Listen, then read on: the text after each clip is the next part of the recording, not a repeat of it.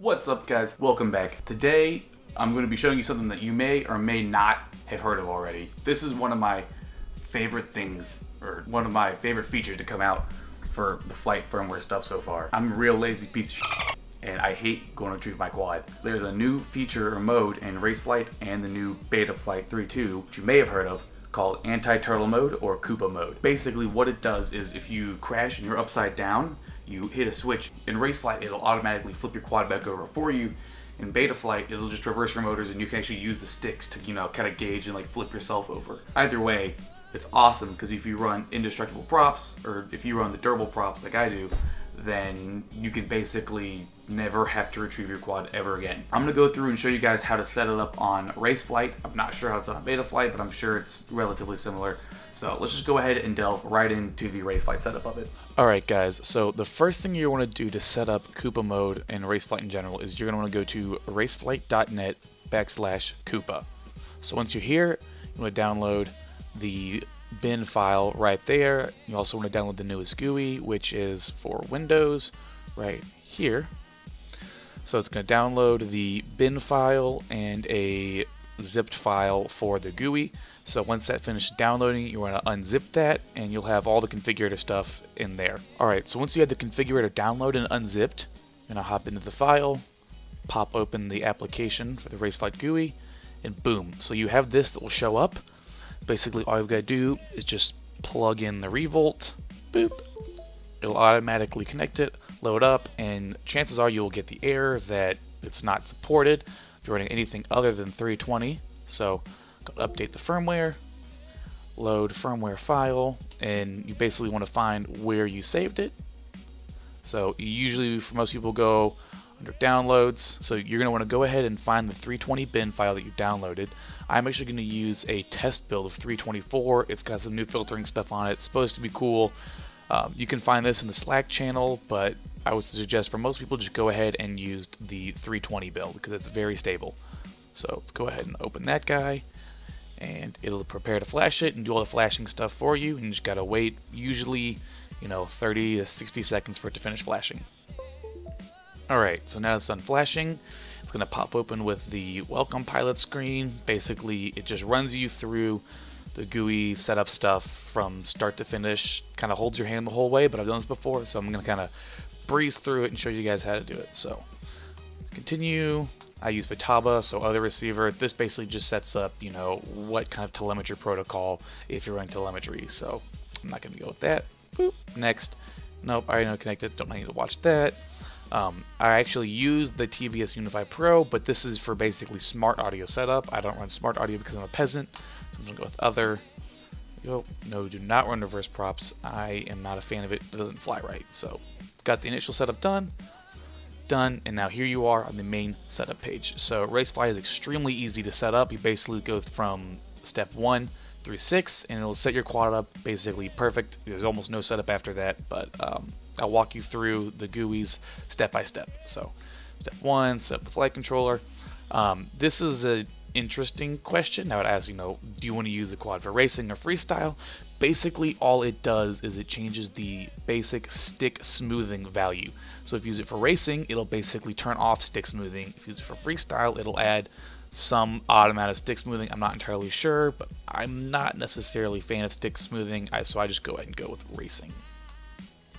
Alright.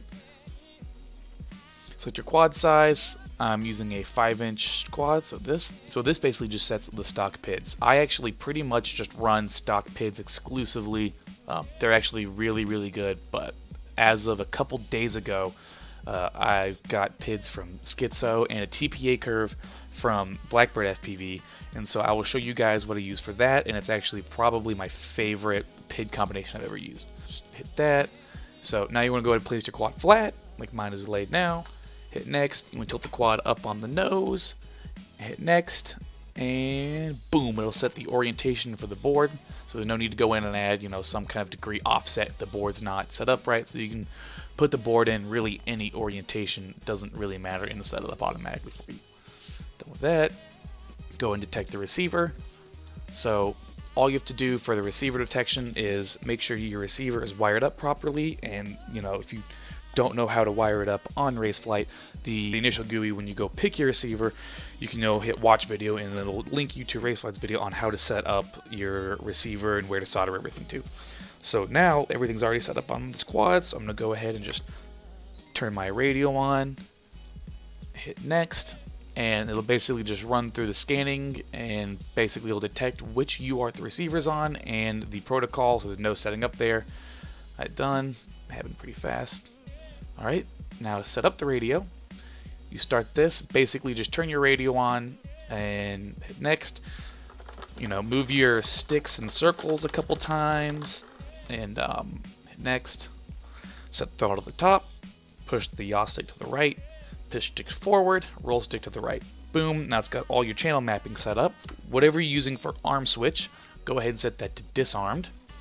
Hit next, go ahead and hit it to arm, hit next, and there we go. It automatically set up your arm switch with the right values. Alright, now time for all the ESC stuff. So updating your ESCs is actually very important for QUOPA mode. QUOPA mode will not work if you're using any older ESC firmware that was not flashed through the 320 GUI.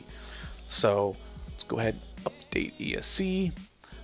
Nice little warning here. So my props are removed. Let me go ahead and connect said battery. Alright, motors are on. Remove props, connected battery. Next, and you basically just kind of let it sit. It'll go ahead and automatically update the ESCs on its own for you. Alright, so once the ESCs are flashed, it'll go ahead and play the boot up tones. Click OK. Wait for this. Alright, so the ESCs are going to do the boot up tones again. Hit OK once they're done. Here's all the info. Doesn't matter. Done. Let's go ahead and calibrate the motors. So let's go ahead and remove the battery. Check that box. God, this XE60 is tight as fuck. Alright, batteries removed. Props are off. Hit next. Go ahead and plug in the battery. And wait for all the little boot up tones to go away. And then hit OK. Again, wait for all the tones to stop beeping. And then hit done. Once you've got the motors calibrated, the last step is to fix motor direction on idle. So go ahead and remove your props, connect the battery, check that box. Next, it'll set the idle percent to 5. If all your motors are spinning, which mine are, go ahead and hit yes. So now it's just going to run through spooling up each motor individually. You basically go ahead and click which one is spinning at the time, and it will automatically set up how the motors are going to be assigned to which tab. So right now front left is spinning, hit next, now it's front right, next, now it's rear right, next, all right. So it's going to go ahead and save all that data, get the motors set up properly. That's going to reboot the ESCs, and when the tones are done, hit OK. Start all motors. And now you're going to go ahead and check and see if the motor direction is proper. So ESCs are going to reboot one more time, hit OK, and check the motor direction. So all of my motors are indeed spinning the right way to have a normal prop direction. Hit OK. Boom. You are now done with all of the wizards. So once you've hit this point, you finished all the GUIs, your quad is basically ready just to add a battery on and go fly. But I'm going to show you how to do the QUOPA mode setup real fast. Super simple, really easy. Scroll to the very bottom of the setup page, and as you see here, there's QUOPA channel. So I actually already have this set up because I dumped my other quad into here. So at the very bottom, there's QUOPA channel. Now on my radio, channel 8 is what I assign to the switch for QUOPA mode. So what you basically do is you go in, just hit whatever channel it is. For me, it's 8, and these sliders will actually be right about here when you put it on. So it's kind of like beta flight, and where you kind of just move the sliders to where they want to be. So I want mine when the switches are all the way at 100%. So roughly, what about that? That's going to work. So now basically whenever I hit the switch that's bound to channel 8, it's going to move it to high, and it's going to go ahead and put the quad into QUOPA mode. So as you see, I've also got some Profile 2 stuff. Don't worry about this. This is because the PIDs that I am using and the TPA curve that I'm using was set up for Profile 2 rather than Profile 1, which is the default, so I have to have Profile 2 turned on. I just have it bound to my arm switch on at all times. So that's what this is. Don't worry about it. So once you're on the setup page, basically just go into PID tuning. I'll show you guys currently the PIDs that I am using right now. So we go to Profile 2 where everything's set up on. This is currently the PIDs that I'm using on build 324. I actually got these PIDs from Schizo the other day and I flew them and they are phenomenal. Another really big part of this is a TPA curve that Damian Gans, aka Blackbird FPV, came up with. It really makes these PIDs shine. So if we go in to console, I'll go ahead and dump and show you guys that TPA curve. Let's go to the very top. Here we go. It is right here. So this is for profile 2. So you look at, you know, TPA, KP1, KI1, KD1. This is the stock TPA curve right here. So this is the adjusted one right here. This is what I've been using, and this one actually makes the PIDs fly way better than the stock one. Also, I've been messing around with some throttle curves, and this is currently the throttle curve that I'm using. I used to run the throttle curve in the radio, but I decided to go ahead and swap over to using it actually in the configurator itself. So these two little things right here are kind of like nice little secret magical things that you probably won't find anywhere else. And just also as a reminder, if you throw these in straight into the the command line, these will be set up for profile 2.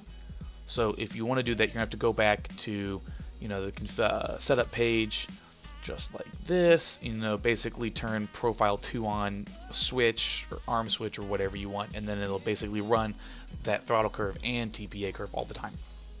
So once you set up your PIDs, let's go back to profile 2. I basically, with CG adjustment, 0.9 works really well for my build.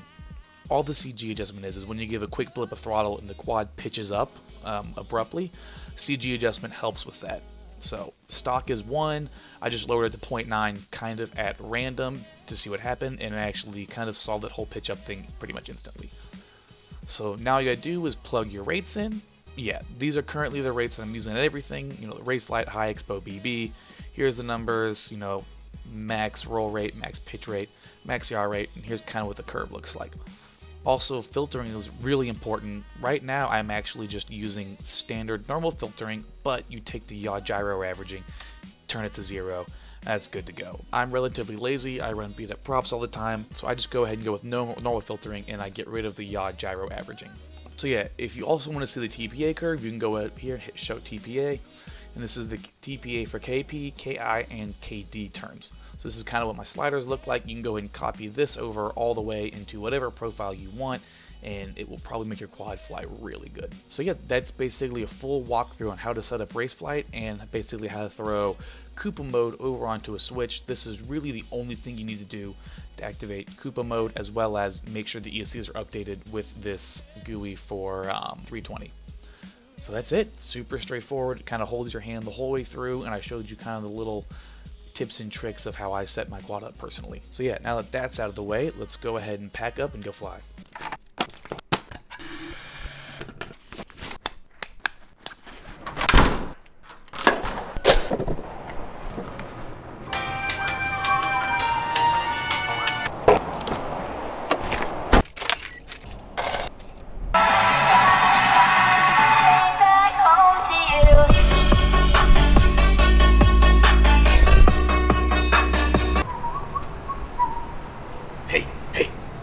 Are you ready to rip? Yeah. Get your ready, let's go!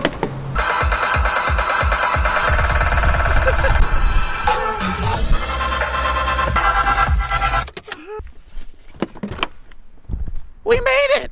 This place is usually exploded on the weekends, but there's like not a soul in sight. Alright, so I'm going to get my bag out, I'm gonna set some shit up, and I'm gonna show you guys real fast how QUOPA mode works. Hey, I got you a new pair of sunglasses, John.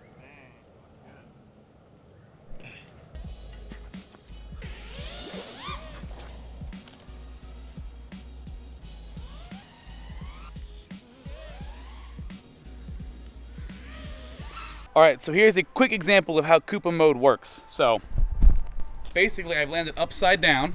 All you gotta do is hit the switch that you have QUOPA mode set on. The ESCs will reboot. Give it a quick arm. Boom! Success. ESCs will reset and you're ready to fly again.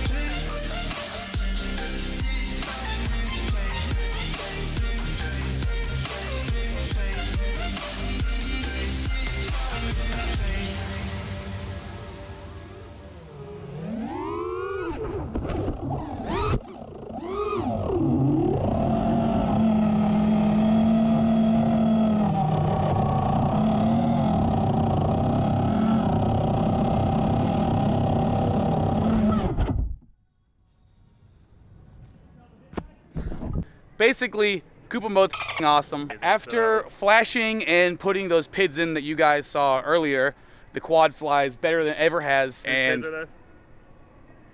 I don't know. I found them on the internet. All right, I'll go ahead and say it now. The PIDs you guys saw earlier are Skeeter PIDs. Other than that, if you haven't yet updated the newest race flight or beta flight or whatever, activate anti-turtle mode, QUOPA mode, whatever the f it's called, and never go retrieve your quad again. Is that when you add the dolphin sound on that part? Yeah. Just say, goes, hey, all right, say, yeah! Skeeter is now part of the Dolphin Club. I hope you guys enjoyed the video. Make sure to smash that like button. No, they need to go over to my channel and smash that like button. No, just like and subscribe and comment, and I'll see you guys later.